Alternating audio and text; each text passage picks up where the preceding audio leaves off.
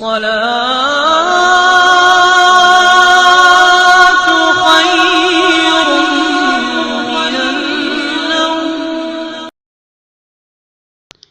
محمد بن عبد الرحمن قرشی رحمۃ اللہ علیہ فرماتے ہیں کہ سن 764 ہجری میں طاعون کی وبا پھیل گئی، اور یہ طاعون کی وبا پورے ملک کو اپنی لپیٹ میں لینے لگی، یہاں تک کہ مصر بھی اس کی لپیٹ میں آ گیا۔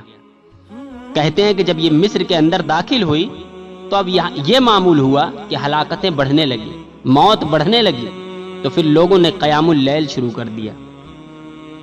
یہ بیماری سے لڑنے کا ایک طریقہ کار ہے، ہماری طرح نہیں کہ چھٹیاں ہوئیں تو گھر میں ساری رات 2-3 فلمیں دیکھنے پر لگ گئے، اور کوئی کورونا کو مذاق کے طور پر بول رہا ہے، کوئی کچھ کہہ رہا ہے۔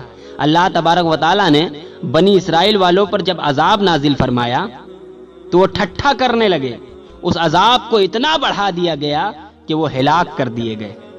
آج ہمارے یہاں بھی ایسا ہے، ایسی جگتے جناب بنائی جا رہی ہیں کورونا کے بارے میں، ایسے الفاظ بولے جا رہے ہیں جیسے کہ کچھ بھی نہیں ہے۔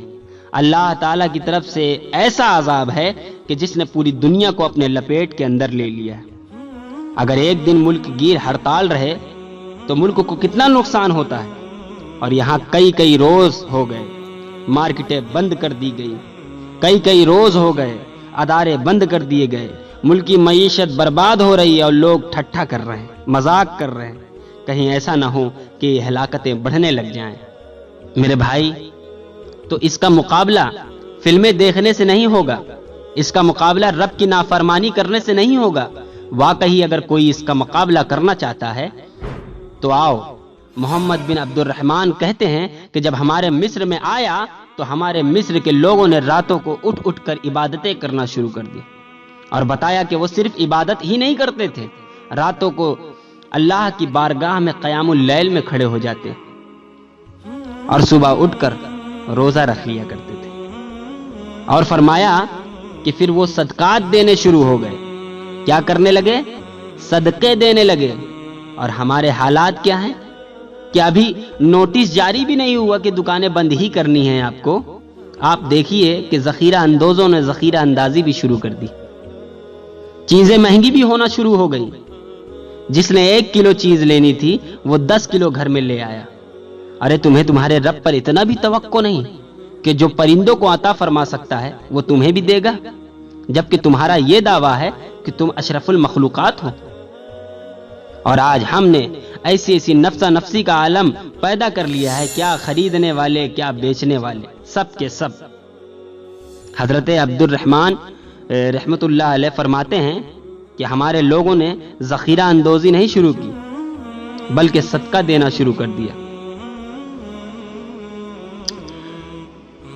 نبی کریم صلی اللہ تعالی علیہ وسلم نے فرمایا کہ صدقہ مال کو بڑھاتا ہے، اگر کسی کا کم ہو تو مجھ سے لے لے۔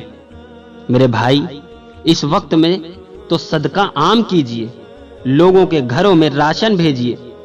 آپ کو لگتا ہے کہ میں کسی کی مدد کر سکتا ہوں تو اس کی مدد کیجئے، کیونکہ یہ وہ وقت ہے جب امت پریشان ہے، یہ وہ وقت ہے جب لوگ بے روزگار پھر رہے ہیں، لہٰذا ان کے اوپر خصوصی نگاہ کریے، ان کے گھروں میں راشن پہنچائیے، ان کے گھر بار کا خیال کیجئے، ان کے گھروں میں راشن بھیجئے۔ میں تو یہاں تک کہوں گا کہ جنہوں نے یہ ذہن بنا لیا ہے کہ وہ رمضان میں زکوٰۃ نکالیں گے، نہ بھائی نہ، کوئی بات نہیں، اس بار زکوٰۃ پہلے نکالیے، کیونکہ مسلمان کو لوگوں کی تمہارے زکوٰۃ کی سخت ضرورت ہے۔ اگر تم اب نہیں نکالو گے تو کب نکالو گے؟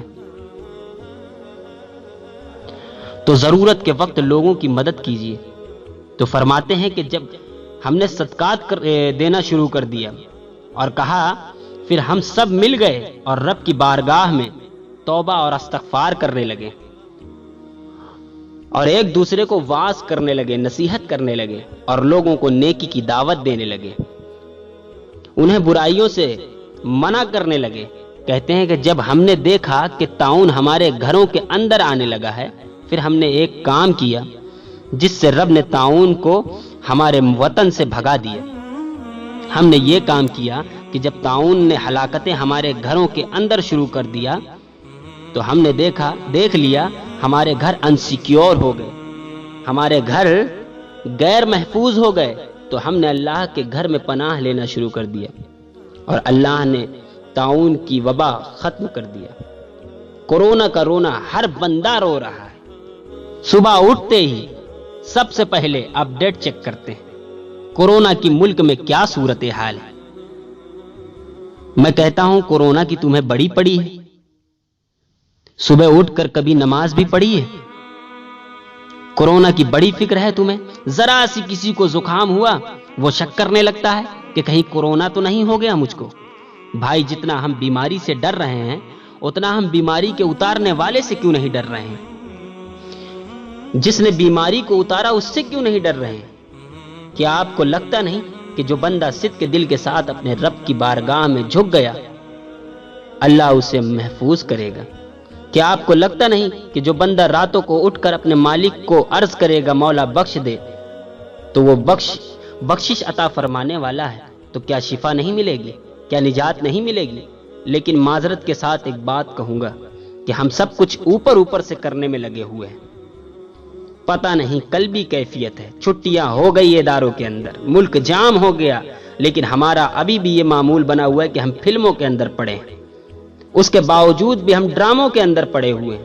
ہمیں چاہیے کہ ہم اپنے رب کے سامنے توبہ اور استغفار لازم کریں۔